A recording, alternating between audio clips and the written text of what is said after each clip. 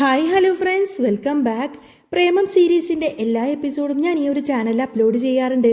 അപ്പോൾ നിങ്ങൾക്ക് ഈ ഒരു ചാനൽ ഇഷ്ടമാണെങ്കിൽ സബ്സ്ക്രൈബ് ചെയ്യാനും സപ്പോർട്ട് ചെയ്യാനും മറക്കല്ലേ കേട്ടോ. വീഡിയോ ഇഷ്ടമാണെങ്കിൽ ഒരു ലൈക്കും ഹൈപ്പൊക്കെ തന്ന് സബ്സ്ക്രൈബ് ചെയ്യണേ. അധ്യായം 421.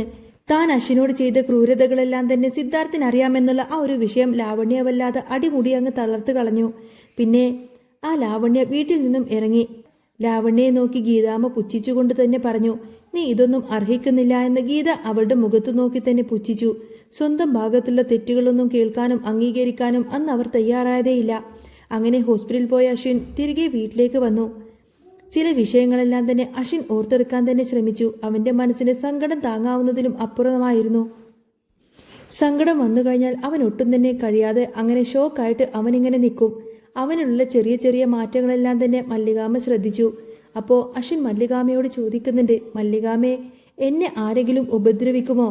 അപ്പോൾ മല്ലികാമ്മ പറയുന്നുണ്ട്, നീ എന്തിനാ അങ്ങനെയൊക്കെ ചോദിക്കുന്നത്? അന്നേരം അശ്വിൻ പറയുന്നുണ്ട്, ഇല്ല മല്ലികാമ്മേ, എനിക്കങ്ങനെ തോന്നുന്നുണ്ട്, എന്നെ ആരെങ്കിലും ഉപദ്രവിക്കുമോ എന്ന് എനിക്ക് തോന്നുന്നുണ്ട്. ഇത് സിദ്ധാർത്ഥ് കേട്ടുകൊണ്ട് വന്നു. സിദ്ധാർത്ഥിനെ കണ്ടപ്പോൾ അശ്വിൻ സിദ്ധാർത്ഥിൻ്റെ കൈകളിലേക്ക് പോയി. അച്ഛാ, എന്തിനാണ് അവർ ഇങ്ങോട്ടേക്ക് വന്നത്? ഇനി അവർ എന്നെ ഉപദ്രവിക്കുമോ?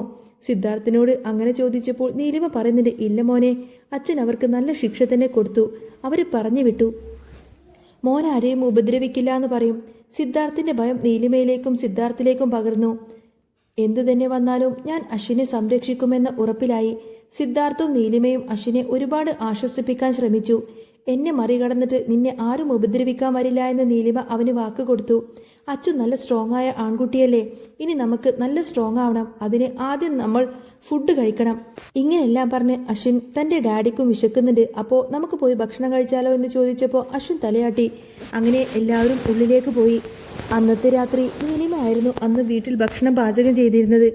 ഒരുപാട് നാളുകൾക്ക് ശേഷമാണ് അശ്വിൻ അവിടെ നിന്ന് അവൻ്റെ അമ്മ കൈകൊണ്ടുണ്ടാക്കിയ ഭക്ഷണം അവൻ കഴിക്കാൻ പോകുന്നത്. അതിലവന് ഒരുപാട് സന്തോഷവുമായിരുന്നു. എല്ലാവർക്കും വേണ്ടിയിട്ട് നീലിമ ഫുഡുണ്ടാക്കി ഡൈനിങ് ടേബിളിൽ നിരത്തി. ഒരുപാട് നാളുകൾക്ക് ശേഷമാണ് ഇങ്ങനെ എല്ലാവരും ചിരിച്ചും കളിച്ചൊക്കെ ഒരുമിച്ചിരുന്ന് ഭക്ഷണം കഴിക്കുന്നത്.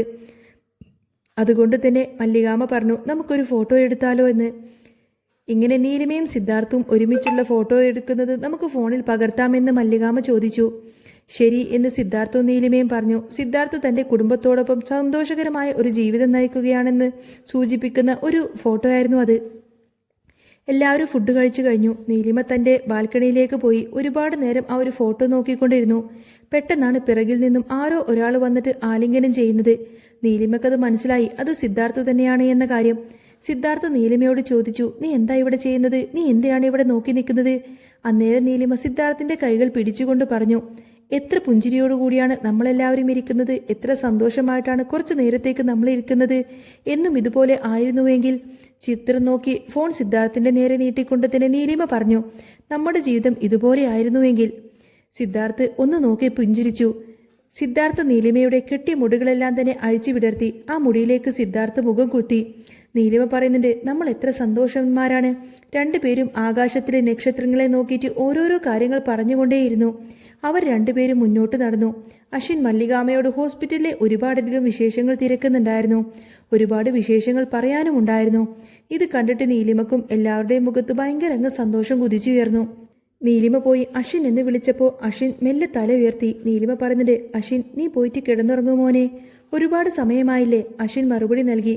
ഞാൻ മല്ലികാമ്മയോട് സംസാരിച്ചിരിക്കുകയല്ലേ അമ്മേ. നല്ല രസമുണ്ട് മല്ലികാമ്മയോട് ഇങ്ങനെ സംസാരിച്ചിരിക്കാൻ. അതിനാൽ ഞാൻ കുറച്ച് ടൈമും കൂടി ഇവിടെ തന്നെ ഇരുന്നോട്ടെ എന്ന് അവൻ അമ്മയോട് പെർമിഷൻ ചോദിച്ചു.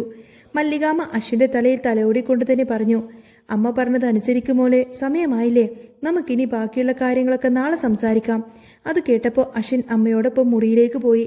അപ്പോഴാണ് അശ്വിൻ നീലിമയുടെ വയർ വലുതാകുന്നത് ശ്രദ്ധിച്ചത്. അശ്വിൻ നീലിമയോട് ചോദിച്ചു, അമ്മേ, ഞാൻ നല്ലൊരു ചേട്ടനായിരിക്കും അല്ലേ? അപ്പോൾ നമ്മൾ കുഞ്ഞുവാവെ എന്നാ കാണുക?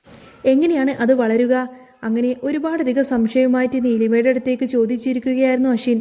നീലിമ സ്നേഹത്തോടെ അശ്വിന് മറുപടി നൽകി, അതെ, നീ ഒരു നല്ല ചേട്ടനായിരിക്കാൻ നിനക്ക് സാധിക്കുമോനെ.